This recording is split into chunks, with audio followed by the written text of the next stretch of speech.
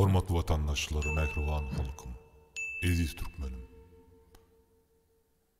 Men halkım üçin hakkı gözläp bu yola, Karacaoğlan'ın yoluna baş koştum. Hakikatin bu derecede gizlenmegine, bu derecedeki adalatsızlığa, halkın açaçan genosidine, dünyanın göz yummağı, sessiz bir pervay kalmağı menin yüreğim kan ağladı otyr. Men eden işime puşman del. Hiç oğudan puşman etberin. Sebebi men halkım için hakkı, hukuku, adalatı, kanunu gözledim. Emma para pulun hüküm sürüyen dövründe dünyada bu zatlar kalmandır. Men buna düğünden göz yetirdim. Sebebi menin medyadaki informasiyalarım açıldı. YouTube kanalım hemme eden işlerim yok edildi. Facebook Karacaoğlan Türkmen sahipama girildi.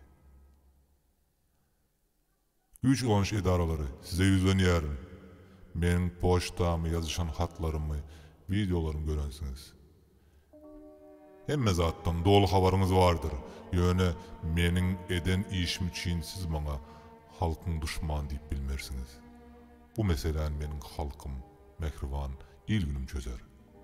Men halka ediliyen cevir süteme göz yumup bilmeyen bu yola çıktım. Men yurttaşındaki adamların, mehriban halkımın, özlerinin parahat ocaklarına, çağacıklarına, maşkalarına kovuşmağını isleyerim. Men sizi sonku gezek halkın tarafına geçmeye çağırıyorum. Milletin artık cevir sütemine yol vermeyen adamlar. Opozisyon liderler size yüzleniyerim. Siz oturan yerinizden halkı mitinglere, çıkışlara iteriyeniz. Özünüz hem arkada dursunuz. Kimin näme bähbit gözleýänini özünden başka hiç kim bilmeýär. Emma hemme zady wagt görkezer. Siz de sonku gezek birleşmäge, watan, halk, millet üçin hemme zady bir gyra goýup birleşmäge çağırýarym. Halkın öňüne çykyn. Oturmaň, wagt geldi. Türkiye'deki opozisyonerler Sapar Ağa Iklimov, Maksat Ağa Saparmuradov, Azat Hayitbayev ve beylekiler oturmaň öňüňizde çykyn. Sebebi halk siz öňe düşseniz has ağzı bir hereket eder. Sizin birleşmäňiz halka güç verer, ynam berer. Gelin men çykjak diýin, çykyn. Men muny halkın adından sizden talap edýärim. Men halkın arasında hemme zady görüp bilip görüm. Bu yolda azalyk bilen yeňiş kazanılmaz. Bir maksat üçin birleşin. Siyasi garaşlaryňyz dogry gelmese halk bähbitli meseleler üçin öz araňyzda soňra çekilişersiniz. Häzir çekilişmäniň agza alalan wagty däl. Millet üçin agzy bir hereket edip adalatly bolsaňyz sizi halk goldar, hormatlar, söýer. Halkın içinde can penasız rahat gezersiniz. Sebebi halk sizi gorar. Yurdun içindeki mehriban halkım, Türkmenim, sana son yüzlenmem.